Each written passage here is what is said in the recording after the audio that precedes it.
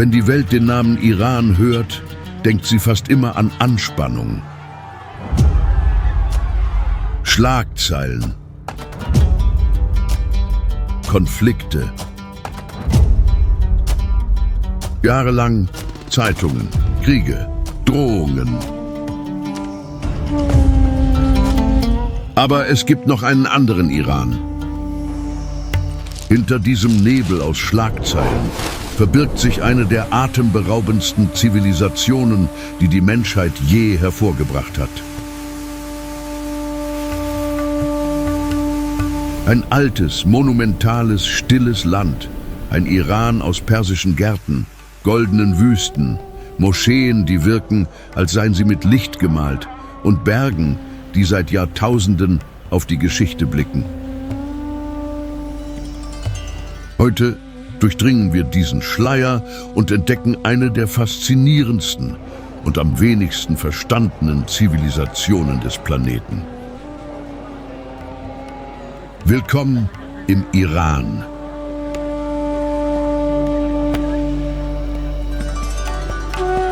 In eben diesem Land gibt es Inseln in surrealen Farben, Städte mit blauen Kuppeln, Gärten, die der Trockenheit trotzen, kaiserliche Ruinen und Dörfer, die aus dem Fels gehauen sind.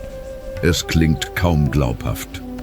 Und genau deshalb werden Sie alles sehen wollen. Der Iran, den sich so viele nur auf eine Weise vorstellen, ist viel größer, viel älter, viel schöner und viel menschlicher als der enge Rahmen, in dem er uns gezeigt wurde.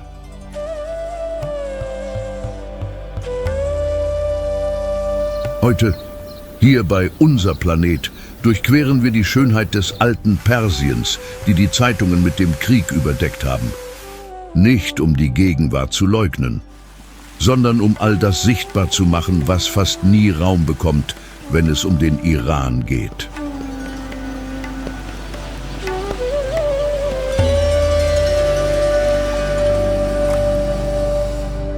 Der Iran nimmt eine gewaltige Fläche ein im Herzen Westasiens mit rund 91 Millionen Einwohnern und mehr als 1.600.000 Quadratkilometern. Er grenzt an den Irak, die Türkei, Armenien, Aserbaidschan, Turkmenistan, Afghanistan und Pakistan. Es öffnet sich auch zu 3 entscheidenden Gewässern, dem Persischen Golf, dem Golf von Oman und dem Kaspischen Meer. Und das hilft zu verstehen, warum dieses Land nie nur ein Territorium war. Der Iran ist Route, ist Übergang, ist Erinnerung, ist Einfluss, ist geopolitisches Gewicht bis in die Gegenwart. Doch es gibt etwas, das noch faszinierender ist. Das Volk, das die Seele dieser Zivilisation lebendig gehalten hat. Ein Volk, geformt von Imperien, Wüsten, Bergen, Glauben, Handel, Poesie und Widerstand. Ein Volk, das über Jahrtausende lernte, Härte in Kultur zu verwandeln und Beständigkeit in Identität. In unserem letzten Dokumentarfilm durchquerten wir Griechenland und sahen ein mediterranes Paradies, das die Welt vergessen hat. Jetzt ändert die Reise ihre Temperatur. Das Leuchten der Ägäis weicht. An seine Stelle tritt das uralte Gewicht Persiens. Bevor wir weitergehen, lohnt es sich zu prüfen, ob Sie Unser Planet schon abonniert haben. Denn hier erweitert jede Reise die nächste. Und manche Orte, wenn sie einmal vor Ihren Augen vorbeiziehen, gehen Ihnen nie wieder aus dem Gedächtnis. Und unser nächster Halt wird weder an einer Ruine sein, noch in einem Garten, noch in einer Hauptstadt, sondern an einem der angespanntesten Orte und zugleich einem der hypnotischsten dieses ganzen Dokumentarfilms. Ein Ort, an dem das Meer Spannung trägt, der Fels von innen zu glühen scheint und der ganze Planet auf gewisse Weise den Atem anhält. Willkommen auf Hormuz.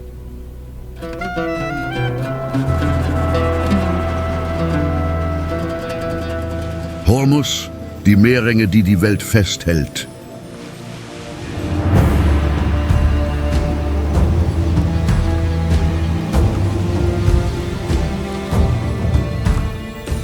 Hormuz liegt ganz im Süden des Iran, in der Provinz Hormozgan, gegenüber von Bandar Abbas, ganz in der Nähe der Insel Keshm.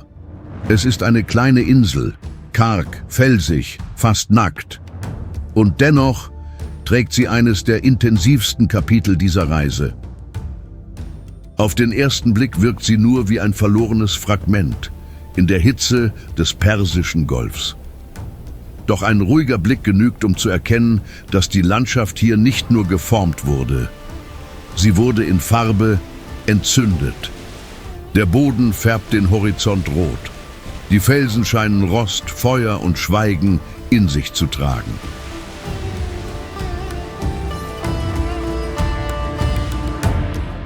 Die Insel Hormuz liegt, wie historische Quellen belegen, etwa 8 Kilometer vor der Küste.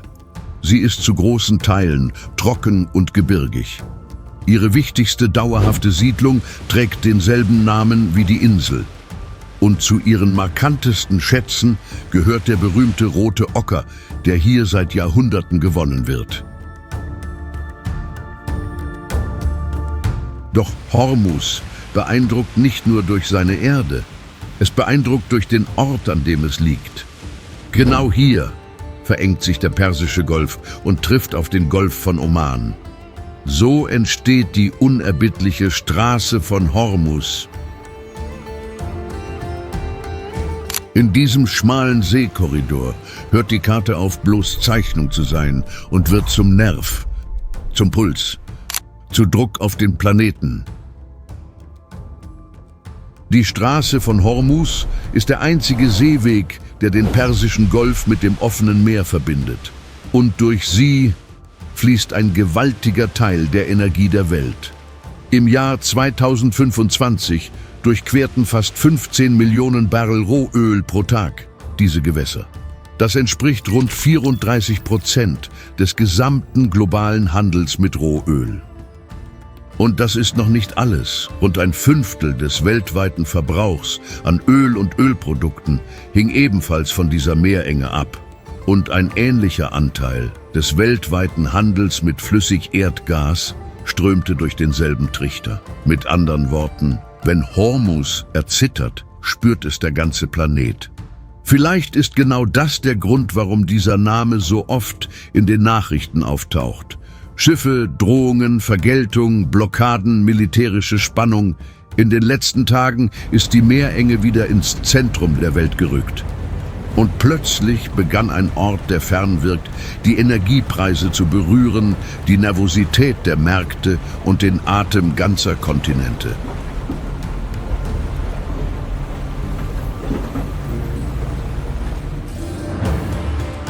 Und doch liegt hier etwas fast Ironisches. Während die Welt auf Hormuz blickt und an Krise denkt, offenbart die Insel eine Schönheit, die jeder Logik trotzt. Klippen in Ockertönen, Strände aus rotem Pigment, nackte Berge unter einem Licht, das wie aus einem anderen Zeitalter wirkt. Es ist, als verweigere der Fels jede Monotonie. Und dann drängt sich eine unausweichliche Frage auf. Wie kann ein Ort, der so eng mit Angst verbunden ist, zugleich so hypnotisch sein? Vielleicht, weil Gottes Schöpfung, wenn sie sich über die Materie ergießt, die Geopolitik nicht um Erlaubnis bittet. Sie erscheint einfach und macht sprachlos.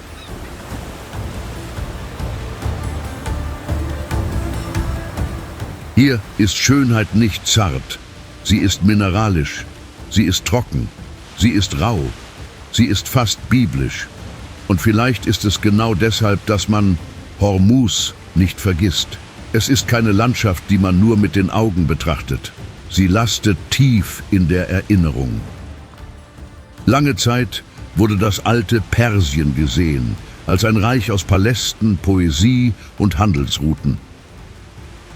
Und es ist durchaus bezeichnend, dass eines seiner empfindlichsten Tore bis heute hier liegt, in diesem glühenden Süden, wo das Meer wacht und der Fels von innen zu glühen scheint.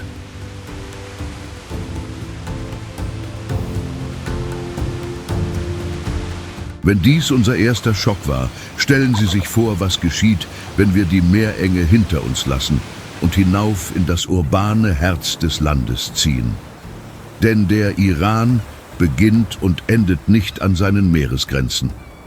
Er pulsiert auch. In Boulevards, Museen, Basaren und Millionen von Leben in Bewegung.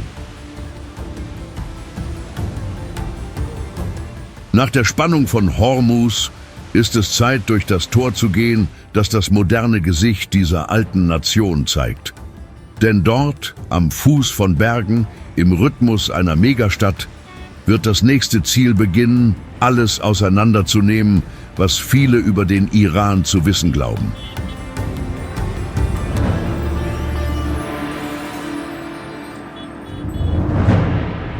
Teheran, das Tor zum modernen Persien.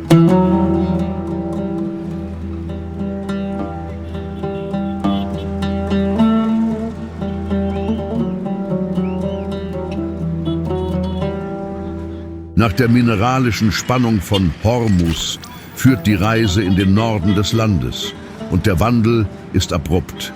Das Meer bleibt zurück. Der glühende Fels weicht dem Gewicht einer Hauptstadt, die pulsiert, ohne um Erlaubnis zu fragen.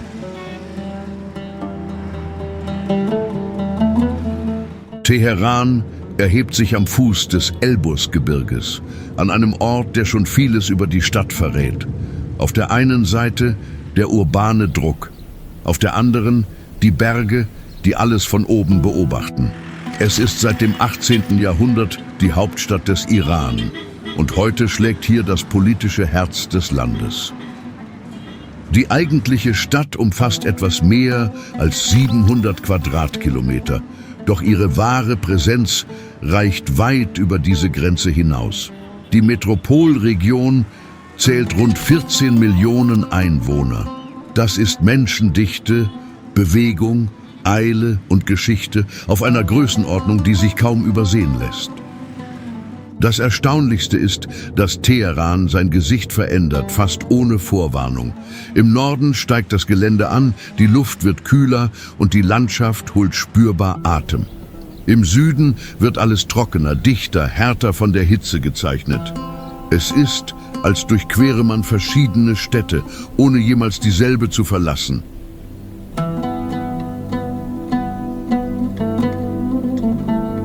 Vielleicht ist genau das der Grund, warum Teheran nicht wie ein fertiges Bild funktioniert. Die Stadt gibt sich nicht mit einem einzigen Blick preis. Sie passt in kein Klischee. Sie ist Boulevard, ist Viertel, ist Institution, ist Markt, ist Beton, ist Gebirge am Horizont. Alles zugleich.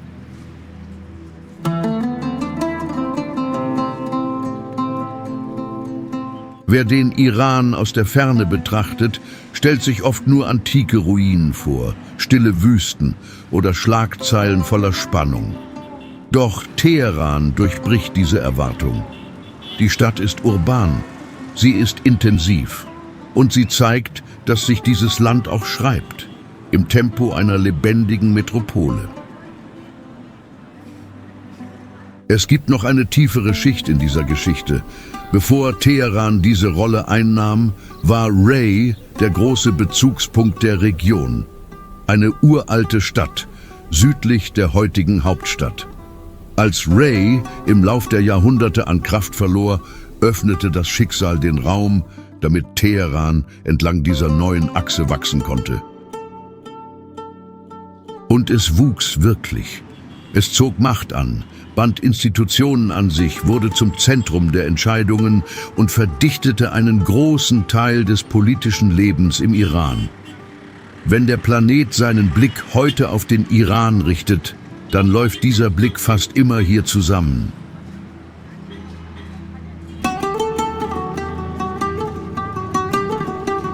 Doch keine Hauptstadt lebt nur von Symbolen. Hinter den offiziellen Fassaden gibt es Cafés, Alltag, Familien, Buchhandlungen, junge Menschen auf dem Weg von hier nach dort, Ältere, die Erinnerungen bewahren und ein gewöhnliches Leben, das in den Nachrichten fast nie erscheint. Und vielleicht ist genau das, was Teheran in diesem Dokumentarfilm so wichtig macht. Die Stadt gibt dem ein Gesicht was weit entfernt schien. Sie macht menschlich, was viele gelernt haben zu sehen, nur als Rhetorik, Konflikt oder Abstraktion. Hier hört der Iran auf, Schlagzeile zu sein und wird wieder gelebt.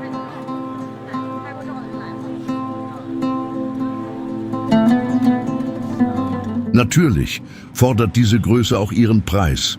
Die Dimension der Stadt belastet die Infrastruktur. Die Luftverschmutzung fordert den Alltag heraus. Die Wasserknappheit gibt Anlass zur Sorge. Und das Tempo der Stadt selbst legt Spannungen offen, die jede Megastadt früher oder später in sich trägt. Und doch beeindruckt Teheran selbst darin. Denn die Stadt versucht nicht perfekt zu erscheinen.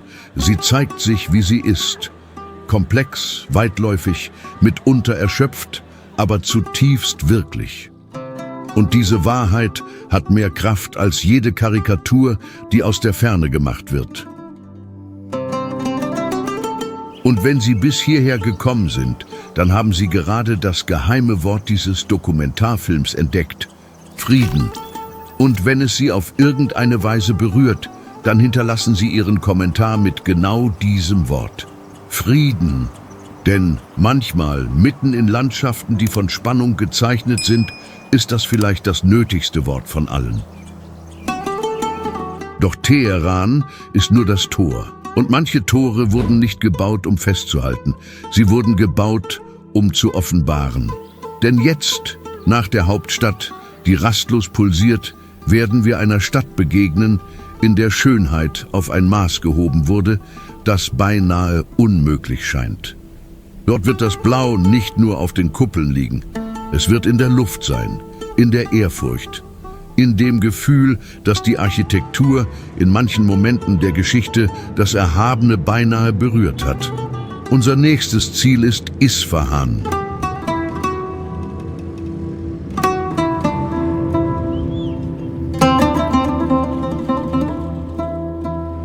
Isfahan, die Stadt, die unmöglich scheint.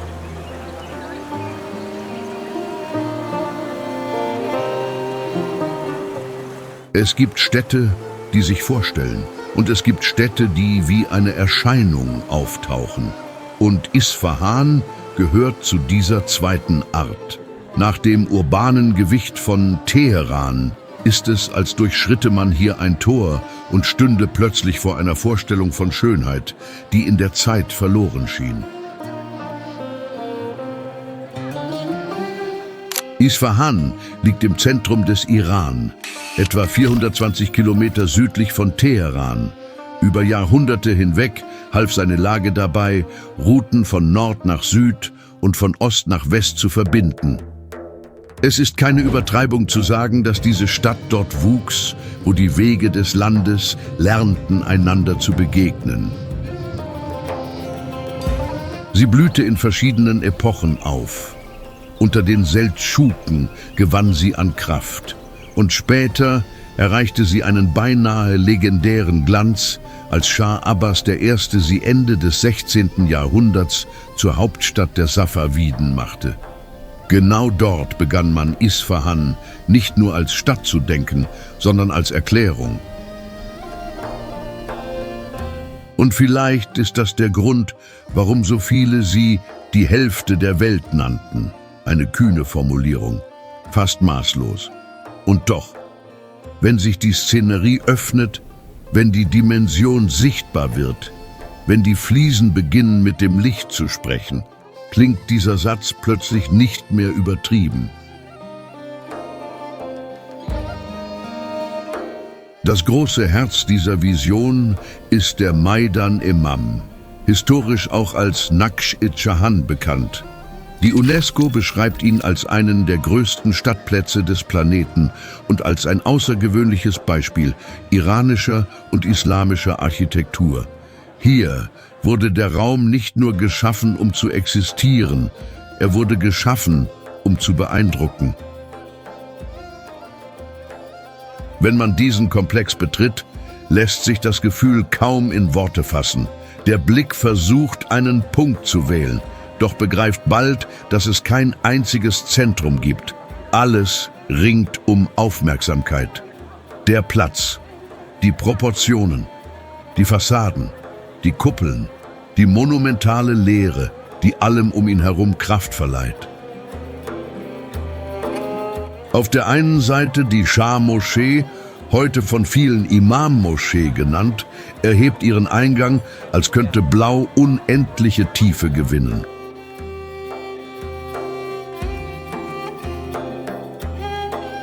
Auf der anderen Seite bietet die Scheich Lotfoller Moschee einen anderen Maßstab, feiner, stiller, intimer. Und zwischen ihnen atmet der Platz wie die Bühne einer ganzen Zivilisation.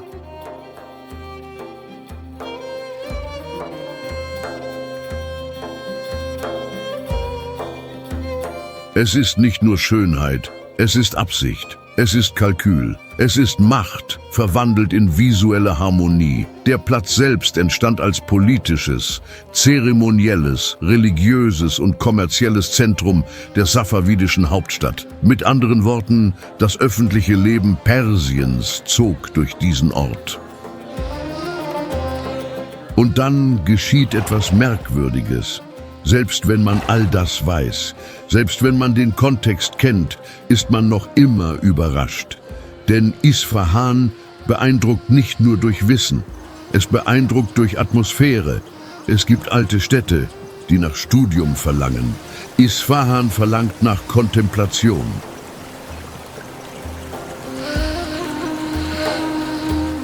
Die historischen Brücken vollenden diesen Zauber.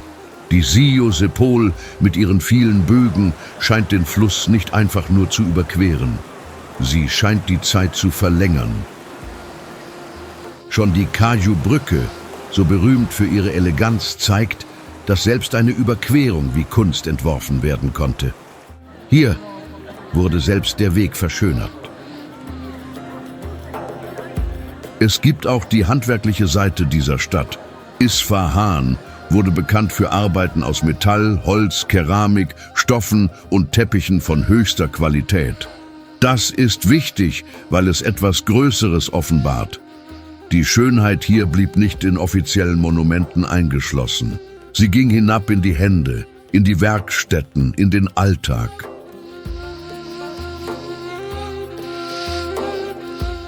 Vielleicht ist genau das wahre Geheimnis von Isfahan. Es trennt Kunst und Leben nicht. Der Glanz endet nicht im Stein. Er setzt sich fort in Mustern, in Gegenständen, in Märkten, in der Erinnerung derer, die schaffen, und in der stillen Ehrfurcht derer, die durch seine Straßen gehen. Und darin liegt ein schöner Kontrast. Nach dem Druck von Teheran scheint Isfahan den Atem neu zu ordnen. Der Dokumentarfilm entschleunigt, der Blick entschleunigt, als würde die Stadt selbst sagen, dass Größe keinen Lärm braucht, wenn sie das Gewicht, das sie trägt, längst kennt.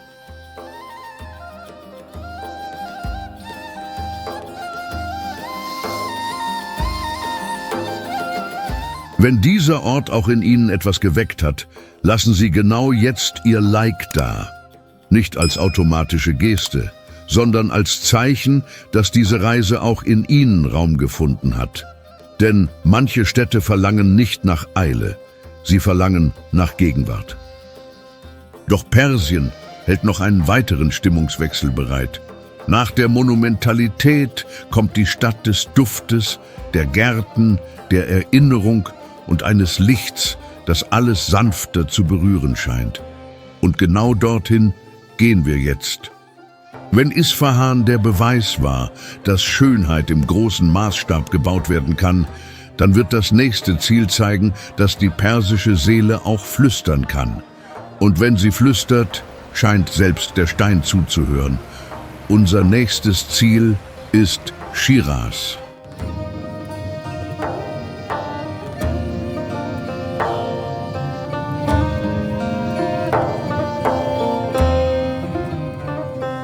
Schiras, der Nachhall des alten Persiens.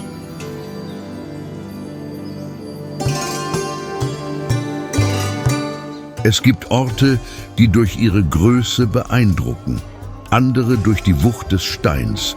Doch Schiras kommt auf eine andere Weise, fast wie ein alter Duft, der durch die Zeit zieht, noch bevor man ihn begreift. Nach der Monumentalität von Isfahan verändert Schiras die Temperatur dieser Reise. Der Eindruck hier kommt nicht zuerst von der Größe. Er kommt von der Atmosphäre, vom weicheren Licht, vom kontemplativeren Rhythmus, von dem Gefühl, dass die Geschichte beschlossen hat, leiser zu sprechen. Schiras liegt im Südwesten des Iran, in der Provinz Fars, jenem alten Landstrich, der Persien mit seinem Namen gab. Die Stadt liegt knapp 1000 Kilometer von Teheran entfernt und nur etwa 60 Kilometer von Persepolis. Allein diese Nähe sagt schon viel über das aus, was sie in sich trägt. Denn Schiras ist nicht nur eine geschichtsträchtige Stadt. Es ist eine Art seelischer Vorhof des alten Persiens. Es ist, als würde die imperiale Vergangenheit, anstatt plötzlich hervorzutreten, zuerst durch Gärten, Höfe und Verse schreiten. Im Lauf der Jahrhunderte wurde Schiras zu einem der großen Kulturzentren der persischen Welt. Hier blühten gewaltige Namen der Dichtung auf, wie Hafez und Saadi. Und das verändert alles. Denn wenn eine Stadt den Blick durch Poesie schult, scheinen selbst ihre Straßen einen anderen Takt zu bewahren.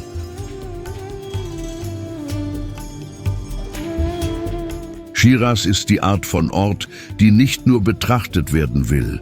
Sie verlangt nach Zuhören, sie verlangt nach Feingefühl. An manchen Orten beherrscht die Architektur alles. Hier kommt die Erinnerung auch durch das Symbol, durch das Wort, durch die Zartheit eines Gartens und durch den Schatten, der auf dem Stein ruht. Und die Gärten stehen im Zentrum dieser Identität. Die persische Vorstellungswelt verwandelte Wasser, Vegetation, Symmetrie und Schatten in eine Idee vom irdischen Paradies. Nicht zufällig entstand das von der UNESCO anerkannte Konzept des persischen Gartens. Genau aus dieser Vision von Ordnung und Frische mitten in einem trockenen Klima. In Schiras nimmt dieser Geist auf besondere Weise Gestalt an. Alleen, Wasserbecken, Zypressen, Blüten und Pavillons. Alles scheint darauf angelegt, daran zu erinnern, dass Schönheit auch Schutz sein kann. Und dass der Mensch, wenn er die Schöpfung achtet, sogar lernt, Ruhe zu gestalten. Darin liegt etwas zutiefst Persisches. Schatten zu schaffen, wo die Sonne erbarmungslos brennt. Wasser zu führen, wo die Trockenheit herrscht. Stille zu errichten, wo die Welt überladen wirkt. Schiras zeigt nicht nur Gärten. Sie zeigt eine Philosophie des Fortbestehens, der Verfeinerung und der Kontemplation. Doch die Stadt überrascht auch durch ihre Architektur. Die Nasir al-Mulk-Moschee, an vielen Orten als die Rosa-Moschee bekannt, zeigt, wie Licht zu einem Schauspiel werden kann. Wenn die Sonne durch ihre Glasfenster fällt, überzieht Farbe den Innenraum. Der Boden scheint zu erwachen und der Morgen bekommt die Textur eines Traums.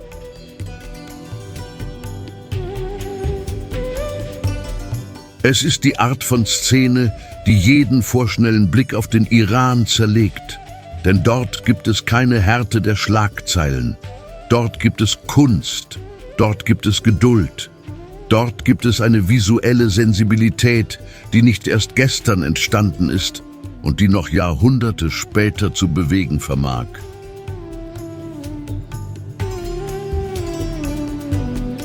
Man sollte auch daran erinnern, dass Schiras in verschiedenen Epochen reale politische Bedeutung hatte. In manchen Zeiten wurde die Stadt verschönert und gestärkt als urbanes und kulturelles Zentrum. Das hilft zu erklären, warum sie nicht einfach nur alt wirkt. Sie wirkt gereift, als hätte sie gelernt, Würde zu bewahren, selbst nach den Umbrüchen der Geschichte. Und unter den Orten, die helfen, die Seele von Schiras sichtbar zu machen, ist das Heiligtum von Schah Cheragh, einer der emblematischsten Schauplätze der Stadt. Seine Fassaden, seine Höfe und seine Präsenz am Horizont zeigen, dass Schönheit hier nicht auf die Gärten beschränkt blieb. Sie nahm auch Gestalt an, in der Hingabe, in der Architektur und im kollektiven Gedächtnis. Mehr als nur ein Ort des Besuchs hilft das Heiligtum von Schah Cheragh, Schiras, der Welt zu zeigen. Denn hier bündelt sich all das, was diese Stadt so einzigartig macht. Geschichte, Spiritualität, visuelle Feinheit und eine Eleganz, die sich nicht aufdrängen muss. Es ist die Art von Ort, die nicht nur zu den Augen spricht, sondern zur ganzen Atmosphäre, die diese Stadt umgibt. Wenn auch Schiras Sie verzaubert hat, dann schreiben Sie mir in die Kommentare, was Sie bis hierher am meisten berührt hat. War es der Kontrast von Hormuz, der Puls von Teheran oder die kontemplative Schönheit von Isfahan und Schiras? Ich möchte sehr gern wissen, an welchem Punkt dieser Reise der Iran sich vor Ihren Augen zu verändern begann. Doch all diese Zartheit ist nicht zufällig hier. Sie bereitet den Geist vor. Sie schärft den Blick, sie dämpft das Rauschen. Denn was als nächstes kommt, wird nicht nur schön sein. Es wird monumental sein, es wird grundlegend sein. Es wird das steinerne Gesicht einer ganzen Zivilisation sein. Und wenn diese nächste Szenerie auftaucht, werden Säulen, Treppenanlagen, Reliefs und uraltes Schweigen zeigen, dass Persien nicht nur Erinnerung war. Es war Imperium, es war Vision. Es war Größe. Das nächste Ziel ist Persepolis.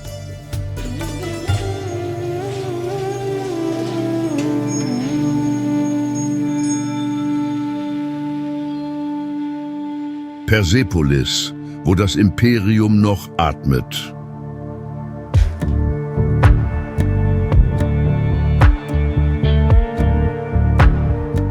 Es gibt Momente, in denen ein Dokumentarfilm nicht mehr nur Orte zeigt und beginnt, Strukturen zu berühren, die die Welt über Jahrhunderte getragen haben. Persepolis ist einer dieser Momente. Denn hier stehen wir nicht vor irgendeiner alten Stadt. Wir stehen vor einer Machtdemonstration, eingraviert in Stein.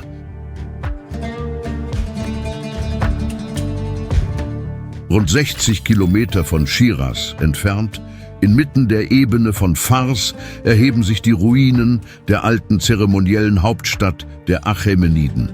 Darius I. war es, der ihren Bau begann gegen Ende des 6. Jahrhunderts vor Christus. Und nach ihm erweiterten weitere Herrscher diese monumentale Vision. Der Name Persepolis stammt aus dem Griechischen. Doch bei den Persern war die Stadt als Parsa bekannt. Und das nicht ohne Grund. Dies war das symbolische Herz eines Reiches, das sich auf seinem Höhepunkt vom Mittelmeer bis in Teile Zentralasiens und des Industals erstreckte. Eine Dimension, die selbst heute noch beeindruckt. Doch das Faszinierendste ist, dass Persepolis nicht nur zum Regieren gedacht war.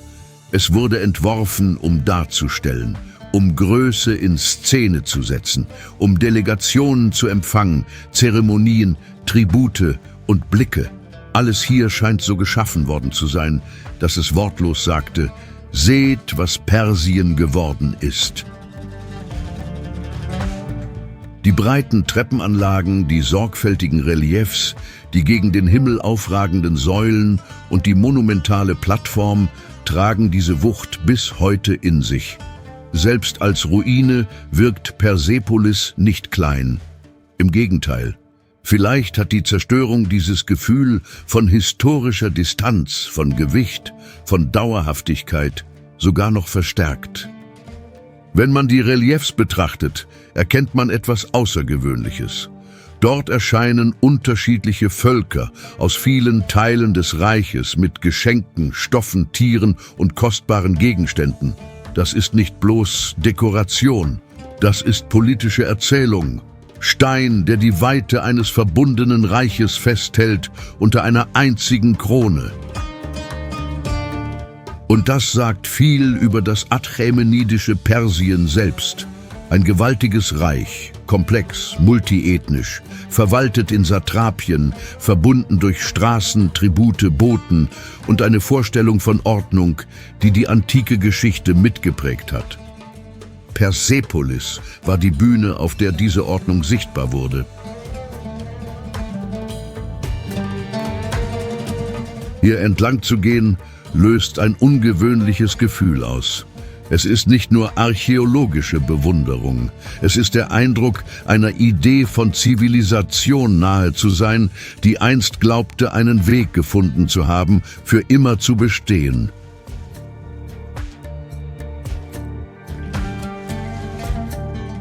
Die Geschichte hat diesen Ort nicht verschont. Im Jahr 330 vor Christus eroberten die Truppen Alexanders die Stadt. Und der Brand, der diesen Einmarsch prägte, wurde zu einer der symbolträchtigsten Episoden im Fall des zeremoniellen Zentrums der Achämeniden. Das Feuer verging, doch die Erinnerung blieb. Darin liegt eine stille Ironie. Das Reich, das errichtet wurde, um gesehen zu werden, hat die Jahrtausende ausgerechnet in Fragmenten überdauert. Und trotzdem genügen diese Fragmente. Sie genügen, um Ehrgeiz sichtbar zu machen. Sie genügen, um Raffinesse zu zeigen. Sie genügen, um uns daran zu erinnern, dass auch Stein eine Stimme bewahren kann. Und was für eine Stimme ist das? Die Stimme von Königen, von Handwerkern, von unterworfenen und verbündeten Völkern, von Boten, von Architekten, von kaiserlichen Zeremonien. Aber auch die Stimme der Zeit, die alles abträgt, ohne vollständig auslöschen zu können, was mit Weitblick errichtet wurde. In Persepolis liegt etwas zutiefst Menschliches, der Versuch, das Vergessen zu besiegen. Das wollte jede große Zivilisation. Sie wollte Spuren hinterlassen. Sie wollte das Chaos ordnen.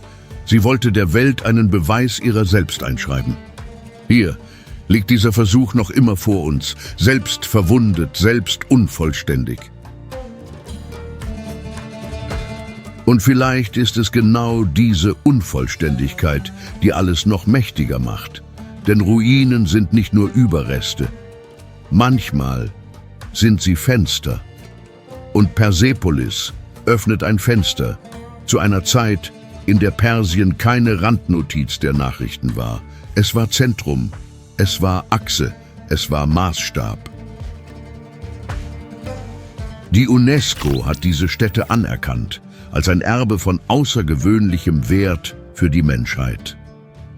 Und das ergibt Sinn, nicht nur wegen der Schönheit ihrer Strukturen, sondern wegen dessen, was sie offenbaren, über Verwaltung, Kunst, zeremoniell und politische Vorstellungskraft in der antiken Welt. Wenige Orte verdichten so viel auf so kleiner Fläche.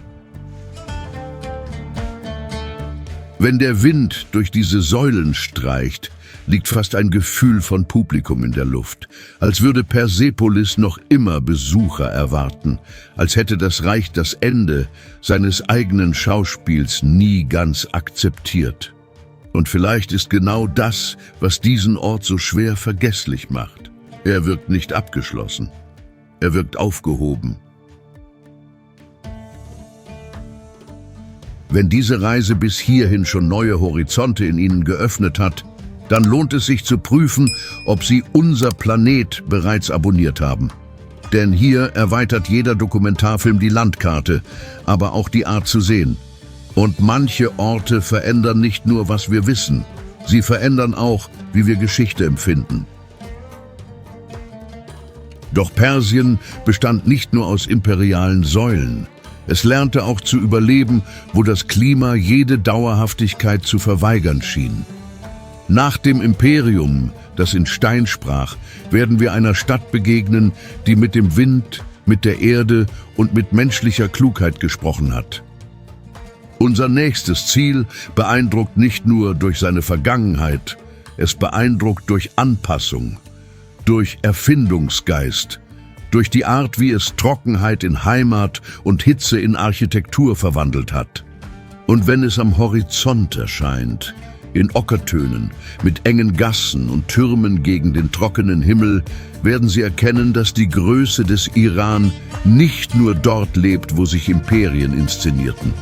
Sie lebt auch dort, wo das Leben gelernt hat, standzuhalten.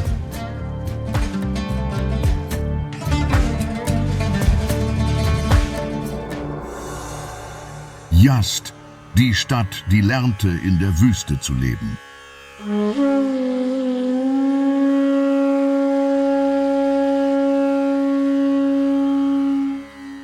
Nach dem imperialen Stein von Persepolis ändert die Reise erneut ihren Ton. Jetzt trifft der Blick auf eine Stadt, die nicht errichtet wurde, um Macht zu zeigen. Sie entstand, um zu überleben. Und vielleicht beeindruckt sie gerade deshalb auf eine noch intimere Weise. Yazd liegt im Zentrum des Iran, zwischen Wüsten, unter einem harten Himmel, in einer der trockensten Landschaften des ganzen Landes.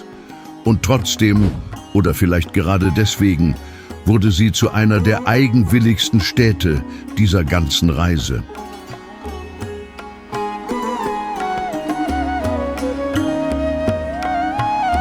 Auf den ersten Blick scheint die Stadt aus demselben Stoff gemacht zu sein wie der Boden. Ockertöne, lehmfarbene Mauern, enge Gassen, flache Dächer. Alles scheint direkt aus der Wüste hervorzuwachsen, als wäre Yazd nicht auf der Trockenheit erbaut worden, sondern aus ihr heraus. Darin liegt eine tiefe Weisheit. An vielen Orten versucht der Mensch, die Umgebung zu bezwingen. Hier hat er gelernt, mit ihr zu sprechen. Statt die Hitze zu verleugnen, studierte er den Wind. Statt gegen die Trockenheit anzukämpfen, erfand er Wege, sie zu umgehen. Statt zu fliehen, blieb er. Eines der markantesten Symbole von Yazd sind die Badgirs, die berühmten Windtürme. Sie ragen über die Häuser hinaus wie stille Wächter. Doch ihre Aufgabe ist nicht zu wachen, sondern zu kühlen. Die Luft einzufangen, sie zu leiten und bewohnbar zu machen, was einst unzugänglich schien.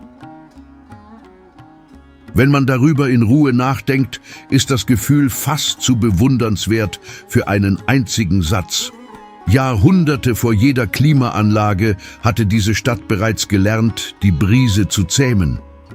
Darin liegt etwas Schönes, etwas Kluges, etwas, das zeigt, wie Notwendigkeit Genialität formen kann.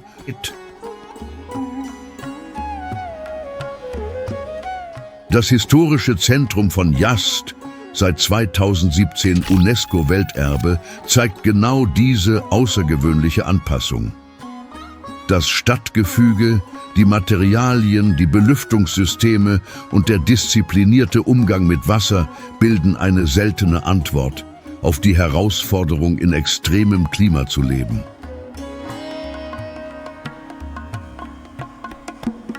Und unter den Orten, die Yazd dem Besucher am besten erschließen, ist der Amir Chakmak-Komplex, eines der bekanntesten Wahrzeichen der Stadt. Sein Platz, seine Fassade mit übereinanderliegenden Bögen und seine Minarette helfen dabei, eines der markantesten Bilder des ganzen Iran zu formen. Das Ensemble begann im 15. Jahrhundert Gestalt anzunehmen, verbunden mit Jalal al-Din Amir Chakmak, dem Statthalter von Yazd in der timuridischen Zeit. Der Ort war nicht nur als Schmuck gedacht. Er vereinte religiöse, städtische, kommerzielle und zeremonielle Funktionen, als würde er das öffentliche Leben der Stadt in einem einzigen architektonischen Herzen bündeln. Wenn der Blick auf Amir Chakmak fällt, sieht er nicht nur ein schönes Bauwerk, er sieht Symmetrie, er sieht Tiefe. Er sieht eine Fassade, die das Licht der Wüste selbst zu ordnen scheint. Und ringsum machen der Hof, der historische Basar und die Präsenz der Stadt diesen Ort zu einem wahren Portal zur Seele von Yazd.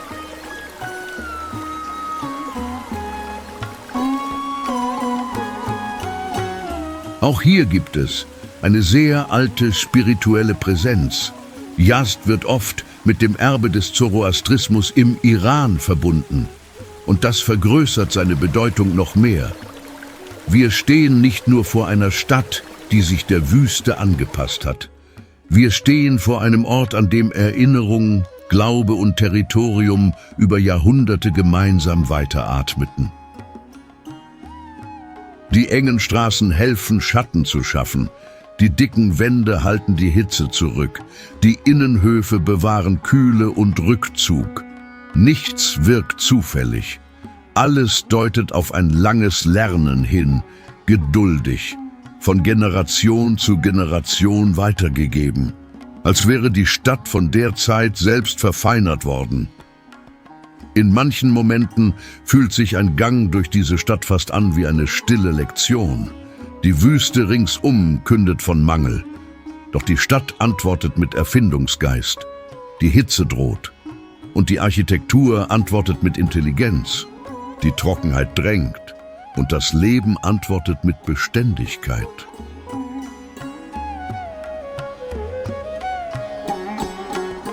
Es bleibt beeindruckend, dass eine der strengsten Landschaften des Iran, eine der feinsten Stadtansichten dieses ganzen Dokumentarfilms hervorgebracht hat. Das sagt viel über die schöpferische Kraft des Menschen und auch über Gottes Schöpfung, die selbst in der Härte Schönheit entstehen lässt. Denn Schönheit gibt es hier, ja, nicht die üppige Schönheit der Farben von Hormuz, nicht den monumentalen Glanz von Isfahan, nicht die imperiale Feierlichkeit von Persepolis. Die Schönheit von Yazd ist eine andere. Sie ist nüchtern, sie ist erdig, sie ist still. Und gerade deshalb prägt sie sich so tief ins Gedächtnis ein.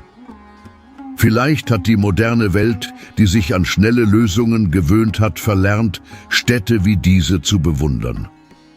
Orte, an denen jede Straße, jede Öffnung, jede Wandstärke und jeder Luftzug Gedanken in sich tragen.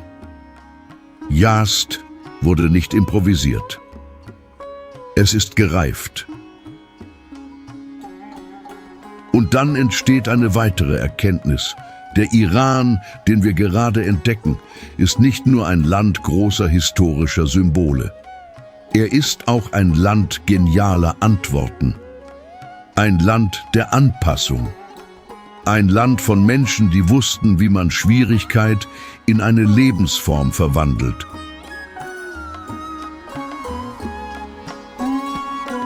Wenn dieses Kapitel Sie schon dazu gebracht hat, die Wüste mit anderen Augen zu sehen, dann erzählen Sie mir später in den Kommentaren davon. Denn manchmal beeindruckt ein Ort nicht durch sofortige Größe, sondern dadurch, dass er unser Maß dessen verändert, was überhaupt möglich ist. Und genau das tut Yazd. Nach den Winden von Yazd geht die Reise weiter, noch immer geführt von der persischen Intelligenz angesichts der Trockenheit.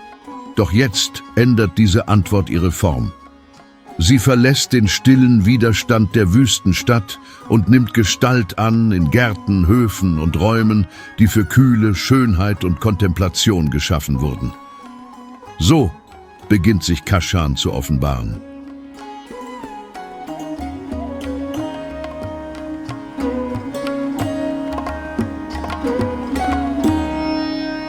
Kashan, die historische Oase Persiens.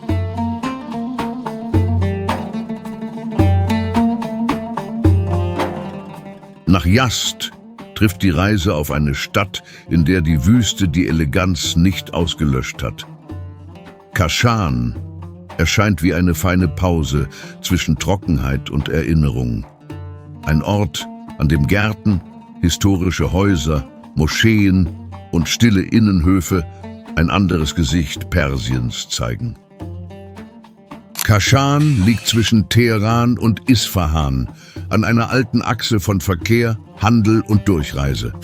Und das hilft zu erklären, warum die Stadt so viel Raffinesse vereinte, mitten in einer trockenen Landschaft.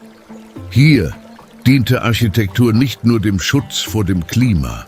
Sie diente auch dazu, Ansehen, Ordnung und Feinheit auszudrücken. Das erste große Symbol dieser Stadt ist der Finn-Garten, einer der berühmtesten persischen Gärten des Iran, von der UNESCO anerkannt. Fließendes Wasser, Zypressen, geometrische Achsen und bewusst geführter Schatten. In Kaschan ist der Garten kein Schmuck. Er ist eine Weltsicht. Er ist Frische, gezeichnet mitten in der Trockenheit. Das Faszinierendste am Finn-Garten ist zu erkennen, wie das Wasser alles ordnet. Es durchquert den Raum nicht nur. Es gibt dem Raum Rhythmus. Es kühlt die Umgebung, spiegelt das Licht und verwandelt den Weg in Kontemplation. Es ist, als würde das alte Persien sagen, dass selbst in der Wüste Schönheit fließen kann. Doch Kaschan offenbart sich auch in seinen historischen Häusern. Das Tabatabai-Haus mit Innenhöfen, verzierten Sälen und äußerst raffinierten Lösungen für das Klima zeigt, wie die Kaufmannselite der Stadt das Wohnen in eine stille Kunst verwandelte. Das historische Ameri-Haus verstärkt dieses Gefühl noch. Mehr als nur ein Wohnsitz wirkt es wie ein kleines inneres Universum aus Höfen, Volumen, Schatten und Proportion.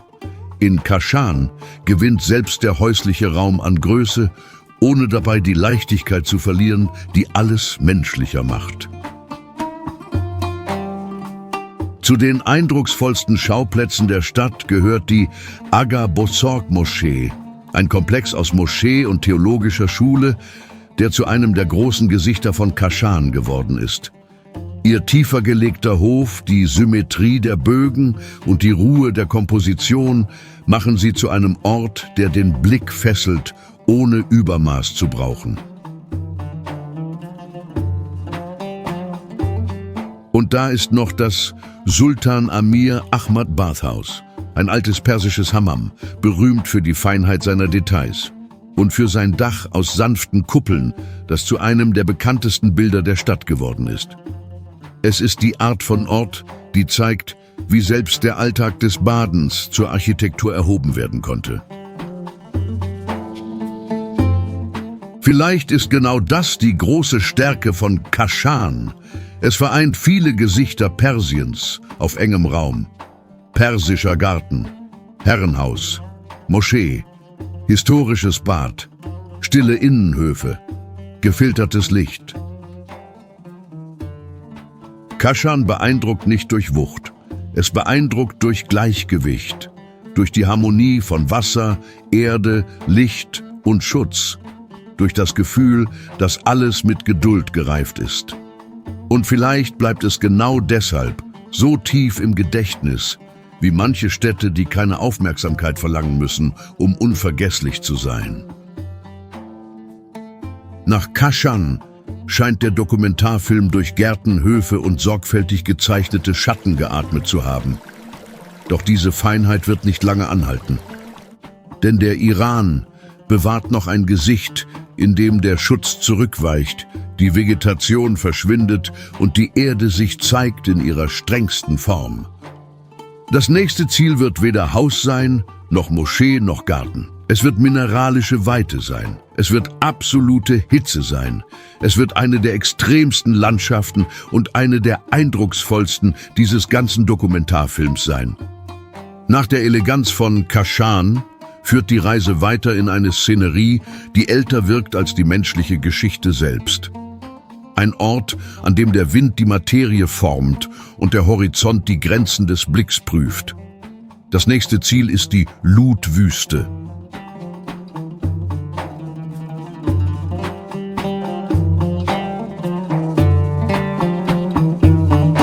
Lut-Wüste, die extremste Stille des Iran.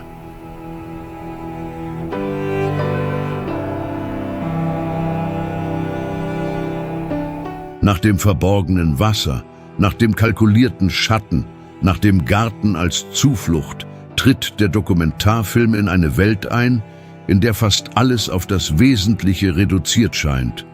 Stein, Hitze, Wind und eine Weite, die sich kaum vergleichen lässt.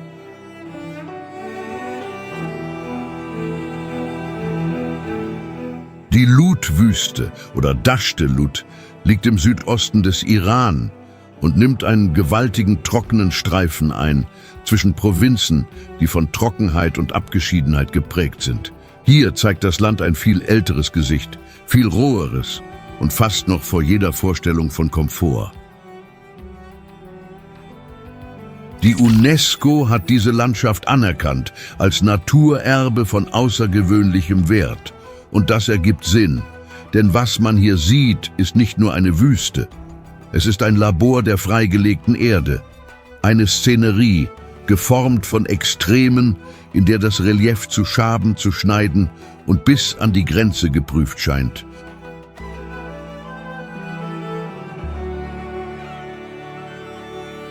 In manchen Bereichen erheben sich die Yardangs, langgestreckte Formationen, vom Wind geformt, als hätte die Landschaft selbst gelernt, sich meißeln zu lassen, ohne menschliche Hand.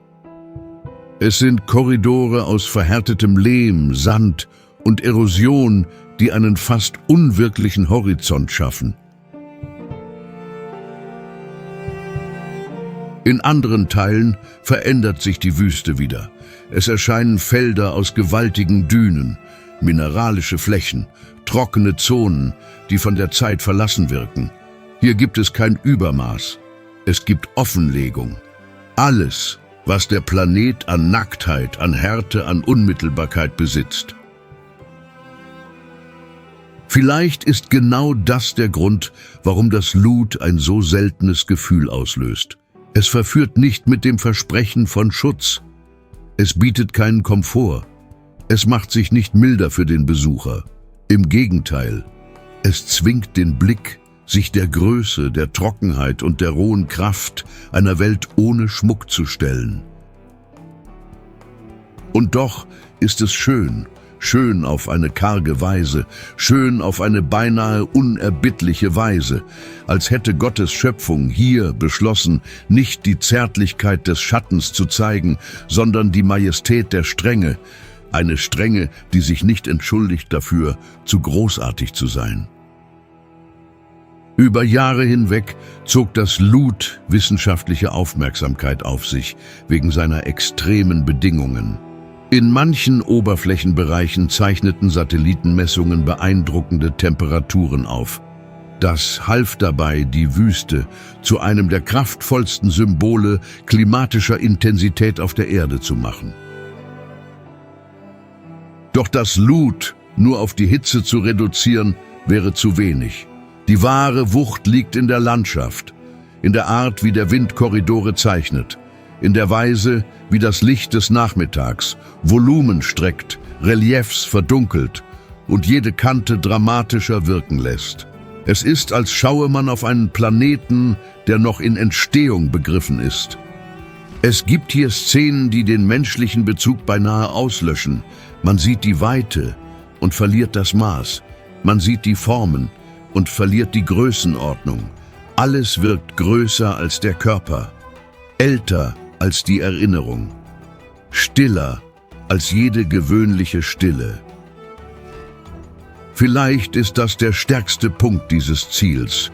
Das Lut spricht nicht von Zivilisation, es spricht nicht von Monument, es spricht nicht von Imperium, es spricht von der Erde vor uns, oder zumindest von einer Erde, die weiter existiert, als hinge ihre Größe nicht von unserer Gegenwart ab. Und das verändert den Dokumentarfilm erneut, denn nach Städten, Gärten, Moscheen und Ruinen stehen wir nun vor etwas, das nicht errichtet wurde. Es wurde von der Geduld der Welt geformt, langsam, wieder und wieder, bis das Extreme zur Landschaft wurde. Und wenn das Lut sie die Größe der Schöpfung hat spüren lassen, dann lohnt es sich zu prüfen, ob sie unser Planet. Denn manche Reisen dienen nicht nur dazu, Orte zu zeigen, sie dienen dazu, den Blick neu zu justieren. Und danach scheint selbst die Stille ein anderes Gewicht zu tragen. Bleiben Sie bei mir, denn der Iran bewahrt noch eine Offenbarung für Erzi. Und sie wird nicht aus einer glühenden Ebene kommen. Sie wird aus bewohntem Stein kommen, aus Fels, der zur Behausung wurde, aus einem Dorf, das aus dem Berg geboren zu sein scheint, als hätte die Zeit beschlossen, dort zu wohnen. Nach der extremsten Wüste gehen wir weiter zu einer der unwahrscheinlichsten Szenerien dieser ganzen Reise. Ein Ort, an dem die Natur Formen ausgehöhlt hat und der Mensch darauf antwortete, indem er in ihnen lebte.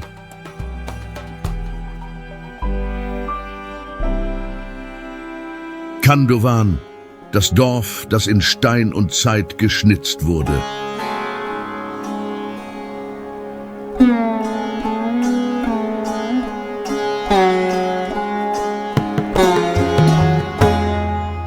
Nach der nackten Weite der Lut-Wüste wechselt der Dokumentarfilm die Größenordnung, ohne das Staunen zu verlieren. Denn jetzt kommt die Überraschung nicht aus der Leere. Sie kommt aus der Präsenz. Sie kommt von einem Ort, der auf den ersten Blick unmöglich scheint und noch unwahrscheinlicher, wenn wir entdecken, dass er weiterhin lebendig ist. Kandowan liegt im Nordwesten des Iran, in der Provinz Ostaserbaidschan, nicht weit von Tabriz entfernt. Und ein einziger Blick genügt, um zu verstehen, warum diese Szenerie wie aus einer anderen Zeit wirkt. Die Häuser ruhen nicht auf dem Berg. Sie wurden in ihn hineingeöffnet. Die Felsformationen von Kandowan, entstanden aus alter vulkanischer Aktivität und Erosion im Lauf der Zeit, ragen wie steinerne Kegel auf, fast wie riesige Bienenstöcke oder mineralisierte Kerzen, die in den Himmel zeigen. Und in ihnen gibt es Türen, gibt es Fenster, gibt es Treppen, gibt es Alltagsleben. Das ist vielleicht der faszinierendste Punkt von allen. Kandowan ist nicht nur eine seltene Landschaft, es ist nicht nur eine geologische Kuriosität, es ist Behausung, es ist Beständigkeit, es sind Menschen, die dort leben, wo viele nur flüchtige Betrachtung vermuten würden. Hier wurde der Fels nicht zur Ruine, er wurde zum Haus. An vielen Orten der Welt hat die Zeit beeindruckende Formen ausgehöhlt. Doch nicht immer hat der Mensch darauf geantwortet, mit Beständigkeit. In Kandowan hat er es getan. Und er tat es auf eine zutiefst persische Weise, indem er den Raum anpasste, ihn zum Schutz machte, Härte in Behausung verwandelte und Fremdartigkeit in Alltag. In diesem Bild liegt etwas beinahe Rührendes. Kleidung, Fenster, Wege und Routinen, die innerhalb einer Landschaft existieren, die eher zum Mythos als zur Gegenwart zu gehören scheint. Als wäre der Berg überzeugt worden, das Leben aufzunehmen, ohne seine Wucht zu verlieren. Vielleicht ruft genau deshalb Kandowan ein so anderes Gefühl hervor. Nach Imperien, Wüsten, Gärten, Moscheen und monumentalen Städten heißt diesen Zyklus hier zu beenden, sich daran zu erinnern, dass die Größe des Iran auch im Unerwarteten lebt. Sie lebt auch in dem, was dem offensichtlichen Drehbuch entgleitet. Sie lebt auch im Unwahrscheinlichen, das bleibt. Und achten Sie darauf, wie dieser Dokumentarfilm seine Stimme verändert hat. Wir begannen mit der Meerenge, die die Welt festhält. Wir durchquerten die pulsierende Hauptstadt. Wir betraten Städte aus Blau und Poesie. Wir berührten imperiale Ruinen. Wir sahen die Intelligenz der Wüste. Wir spürten die extreme Stille. Und jetzt enden wir vor einem Dorf, das die Logik des Wohnens selbst herauszufordern scheint. Der Iran, den wir hier durchquert haben, war nicht der Iran der Schlagzeilen und Kriege. Es war der Iran der Schichten, der des Steins, der Imperien bewahrt, der des Wassers, das unter der Trockenheit verborgen liegt, der des Lichts, das Kuppeln berührt, Gärten, Wüsten und Berge der Stille, als wollte es noch immer offenbaren, etwas, das die Welt fast nie sieht. Sie schauen uns gerade auf dem Fernseher und sind bis hierher gekommen? Dann greifen Sie zum Handy und erzählen Sie uns. Hätten Sie sich vorgestellt, dass der Iran so viele Wunder bewahrt, so weit jenseits von Spannung, Konflikten und dem begrenzten Bild, das so oft zu uns gelangt? Ich möchte wissen, an welchem Punkt dieser Reise dieses Land sich vor Ihren Augen zu verändern begann. Doch Ihre Reise muss hier nicht enden, denn Ihr nächstes Ziel wartet bereits auf Ihrem Bildschirm auf Sie. Einer jener Orte, die fast niemand sieht, fast niemand zeigt und die fast nie die Augen der Welt erreichen. Kommen Sie mit und entdecken Sie das Außergewöhnliche rund um die Welt. Eine Umarmung und bis zur nächsten Reise.